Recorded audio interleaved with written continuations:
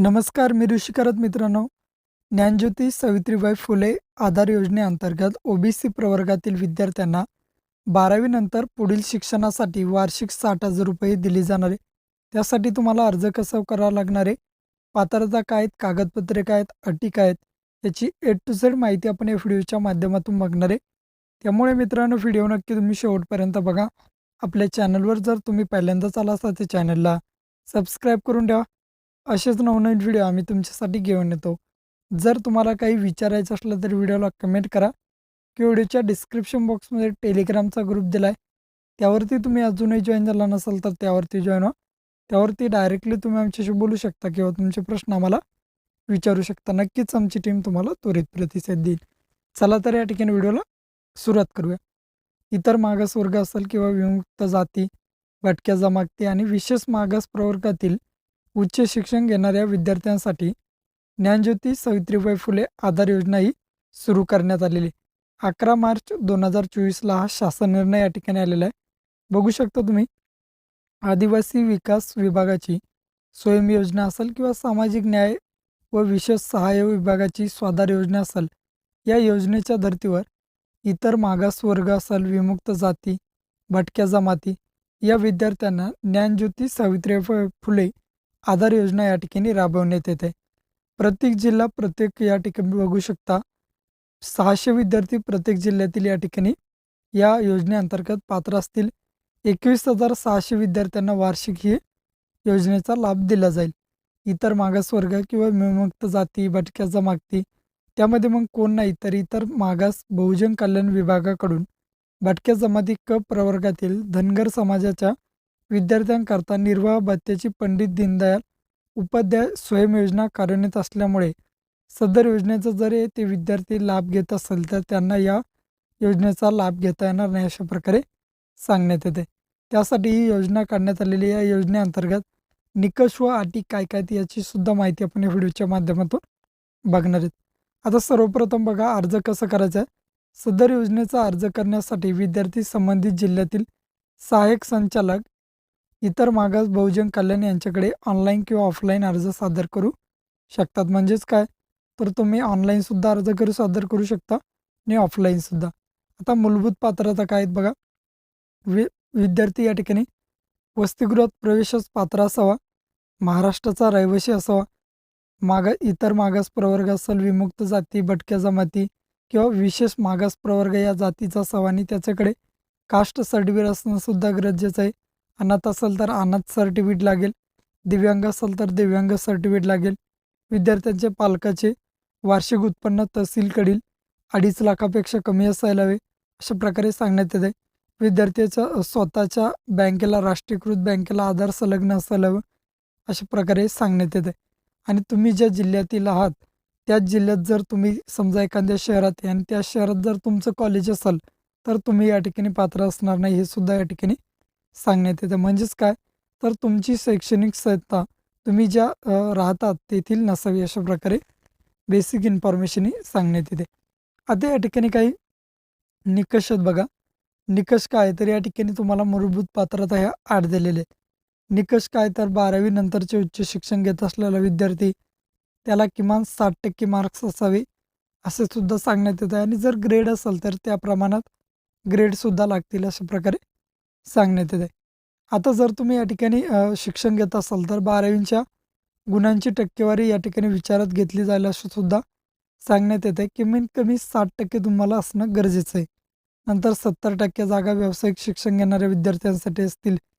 30% जागा बिगर व्यावसायिक जे शिक्षण घेतील त्या विद्यार्थ्यांसाठी.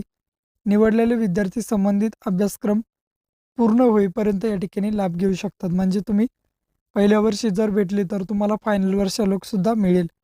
त्यासाठी मान्यताप्राप्त विद्यालयातून किंवा महाविद्यालयीन संस्थेमधून प्रवेश मिळालेला असावा, असं सुद्धा सांगण्यात येते. तुम्ही जर एखाद्या शाखेची पदवी किंवा पदव्युत्तर या ठिकाणी अभ्यासक्रमाची जर लाभ घेत असाल तर तुम्हाला परत त्याचा लाभ घेता येणार नाही, एकदाच लाभ घेता येईल, अशा प्रकारे सुद्धा सांगण्यात येते. नंतर तुम्ही या ठिकाणी बघू शकता, या योजनेअंतर्गत जर तुम्हाला पात्र व्हायचं असेल तर तुमची उपस्थिती तुमच्या महाविद्यालयात 75% पेक्षा जास्त असावी, असं सुद्धा या ठिकाणी अट टाकण्यात आली. नंतर या ठिकाणी बघू शकता निवड जो करण्यात आलेला विद्यार्थी आहे, त्याचा पूर्ण अभ्यासक्रम होईपर्यंत तो पात्र आहे.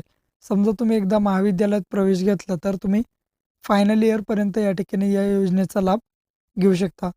12वी नंतर जे उच्च शिक्षण घेतात, त्यासाठी सदर 5 वर्ष तुम्हाला मिळेल आणि जर तुम्ही त्यामध्ये सर समजा इंजिनिअरिंग असेल किंवा वैद्यकीय अभ्यासक्रमाला जर तुम्ही या ठिकाणी प्रवेश घेतला असाल, तर तुम्हाला 1 वर्ष जास्तीचं म्हणजे 6 वर्ष तुम्ही या योजनेअंतर्गत लाभ घेऊ शकता. तुमच्या वयाचं 30 वर्षापर्यंत तुम्ही या योजनेअंतर्गत लाभ घेऊ शकता. अभ्यासक्रमाचा कालावधी जर तुम्ही मध्यावधी प्रवेश घेतला असेल, तरीसुद्धा लाभ घेऊ शकता. तुमच्या शिक्षणात खंड पडला असेल किंवा गॅप पडला असेल, तर तरीसुद्धा तुम्ही या ठिकाणी लाभ घेऊ शकता. नंतर या ठिकाणी बघू शकता, जो विद्यार्थी नापास वगैरे होईल, तो विद्यार्थी या ठिकाणी लाभ घेऊ शकत नाही, अशा प्रकारे सांगण्यात येतं. म्हणजेच काय, तर दरवर्षी तुम्हाला पास व्हावं लागेल, तरच तुम्ही या योजनेचा लाभ घेऊ शकता. 2024-25 या वर्षाकरता प्रथम वर्षात 150, द्वितीय वर्षात 150 या पद्धतीने ॲडमिशन या ठिकाणी देण्यात येणार आहे. नंतर विद्यार्थी कोणत्याही प्रकारची नोकरी किंवा व्यवसाय करणारे विद्यार्थी पात्र असणार नाही. आता या ठिकाणी आरक्षणसुद्धा या ठिकाणी देण्यात आलेलं आहे. आता तुम्ही खालीलप्रमाणे इतर मागास व प्रवर्ग आहे त्यांना 59% असेल, विमुक्त जाती व भटक्या जमाती यांना 34%, विशेष मागास प्रवर्ग असेल तर 6% आणि अनाथ विद्यार्थ्यांना 1%, असं म्हणून 100% या ठिकाणी आरक्षण या ठिकाणी देण्यात आलेलं आहे. या योजनेचा तुम्हाला जर लाभ घ्यायचा असेल तर तुम्ही घेऊ शकता.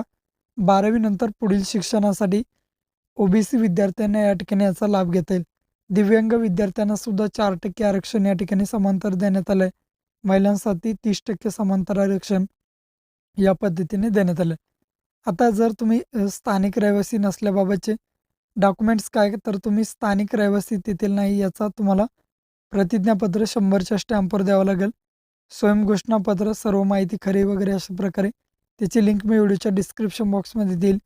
शासकीय वसतिगृहात प्रवेश घेतला नसल्याबाबतचे शपथपत्र, नंतर भाड्याने राहत असलं तर भाडे करार किंवा करारनामा आणि महाविद्यालयाचा प्रवेश पुरावा, म्हणजेच या ठिकाणी तुम्ही बोनाफाईड तुम्ही या ठिकाणी देऊ शकता प्रवेश पुरावा म्हणून.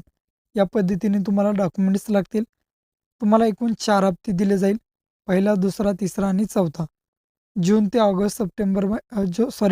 ऑगस्टमध्ये तुम्ही या ठिकाणी पहिला हप्ता मिळेल.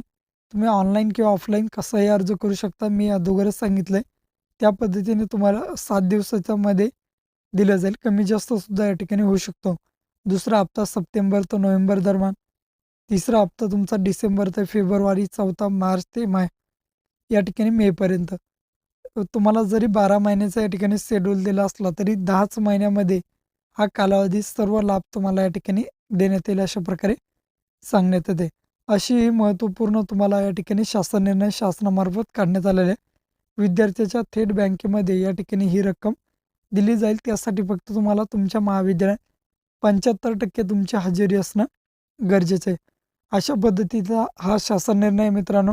व्हिडिओ आवडल्यास व्हिडिओला लाईक करा. तुमच्या मित्र-मैत्रिणी, नातेवाईकांना व्हिडिओ शेअर करायला विसरू नका. अशाच नवनवीन व्हिडिओसाठी आपल्या चॅनलला सबस्क्राईब करून ठेवा. भेटूया अशाच नवीन व्हिडिओत नवीन माहितीसह.